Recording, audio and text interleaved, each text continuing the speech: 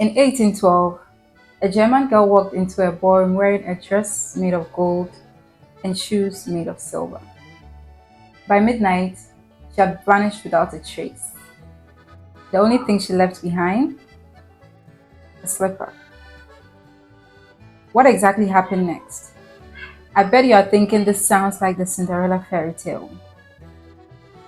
But this isn't exactly the widely known story made into movies and cartoons. Because just days later, two women will mutilate their own feet with a knife, and white birds would commit an act of revenge so savage, it was erased from most modern versions of the tale. Today, however, we are going to tell it, exactly how it was written. Today, we are talking about yet another dark version of Cinderella. You've probably never heard of this one before. It's not romantic, it's not magical, it's brutal, and honestly, it may haunt a little child's dreams. This is a story of Ashenputtel, recorded by the Brothers Grimm in 1812, long before Disney softened its edges. It's a story about grief, cruelty, mutilation, and a kind of justice that doesn't come with a smile.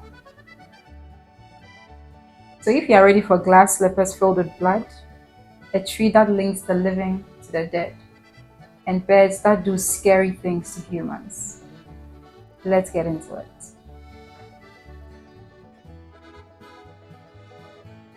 A long time ago in Germany, there was a man. He was a father, one who loved his daughter deeply. And that girl, let's call her Ella for now, had a mother who adored her. But then, tragedy struck. Her mother died. Before she passed away, however, she said one thing to her daughter. Be good, and I will look down on you from heaven. Ella was devastated, but she held onto that promise like it was her lifeline. Then her father, trying to fill the void that remained after his wife died, marries again. And the woman he chose, let's just say she didn't love children. He brought venom into the household rather than healing. And to top things off, she moved in with two daughters of her own, both of them older, both of them cruel. And overnight, Ella's life completely changed. They stripped the girl of her fine dresses and forced her to sleep in ashes. Then they renamed her Ashenputtel, Little Ash Girl. She went from beloved daughter to living servant, like that. Now, every day, Ella would visit her mother's grave, and right there on the mound of earth was a hazel tree, and she would weep bitterly underneath this hazel tree. Every time she cried, white doves would descend. She found that they were the only ones she could really speak to. And did they listen to her? She didn't know it yet, but those birds were watching everything. One day, the king announced a festival. It was to be 3 nights long. At the end of it, the prince would choose his bride. Naturally, the stepsisters went into a frenzy. Ella, still wearing rags, still covered in ash, begged her stepmother to let her go. Her stepmother just smiled and responded coldly to her. Sure, but first, sort these 2 pounds of lentils out of the ashes before you can go. Now, this task isn't just difficult, it's deliberately humiliating. But as Ella sat there, hopeless, her friends, the feathered ones, came down to her. They flew in, singing, "The good into the pot, the bad into the cup." And as they sang, they worked, In minutes, the task was completed. When Ella went to tell her stepmother, she still said no. Of course, it was really never about getting the job done. It was just a way to punish her, right? So Ella did what she always did. She ran to the hazel tree, fell to her knees, and whispered, "Shake, little tree, throw gold and silver down to me."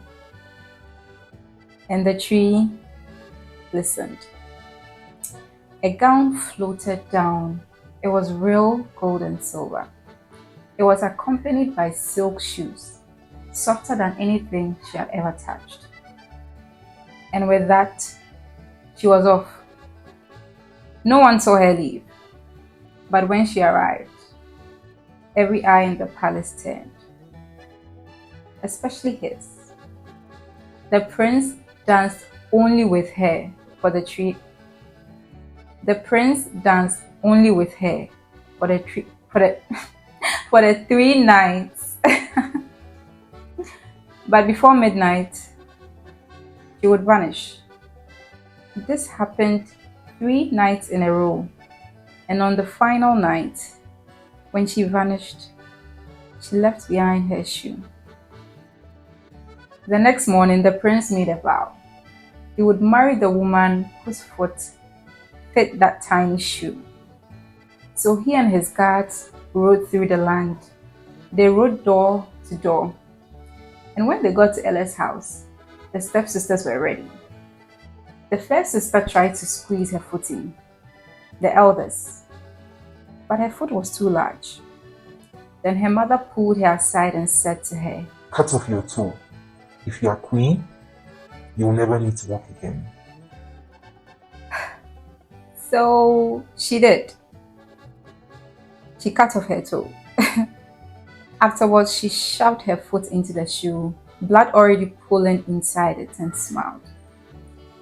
The prince was fooled by this. He lifted her onto his horse and began to ride away.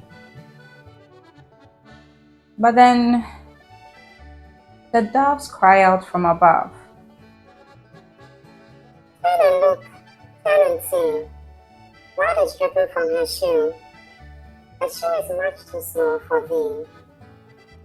The prince stopped, looked down, and indeed, inside the shoe was red. It was undeniably bloody.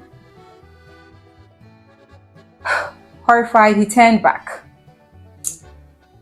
It was the second stepsister's time. You would think the stepmother would have learned by now, but no. She gives her second daughter the same directive, except this time she asks her to cut off her heel rather than her toe. And like a good little obedient daughter, the second stepsister did as she was told. She stumbled over to the prince afterwards, blood pooling in the shoe once again. And again the doves cried, Turn and look, turn and see. Blood is dripping from her shoe. Again, the blood gave her away. And again, our prince turns back. Finally, the prince asked, Is there no one else? The stepmother tries to deny it. But the father, perhaps finally growing a conscience, admits that there is one more girl, covered in ash, tattered, but real. Ella steps forward. She puts her foot in the slipper, and it fits, like destiny. Then she reaches into her pocket and pulls out the other one. It's her. It had been her the whole time. There's no doubt in the prince's mind. His search is finally over.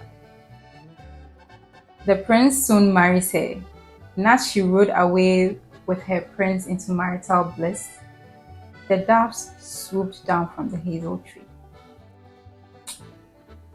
This time, however, they didn't sing. They struck. Each bird pecked once, then again, and again, until the sisters were blind, their eyes pecked at incessantly by the doves, left to stumble in darkness for the rest of their lives.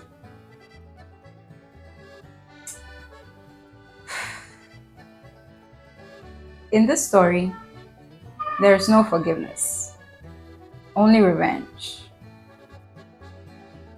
There is only pain, truth, and the justice that walks hand in hand with suffering. This version of Cinderella isn't the one you tell children before bed. It's the one you whisper at night when you want them to behave. The Brothers Grimm didn't believe in sugarcoating stories. Ella is proof of this. She was a girl betrayed by her own blood, who had a mother's love that defied death, and a justice system enforced by birds.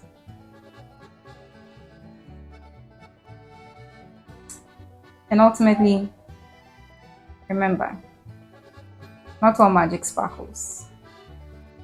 Sometimes it bleeds.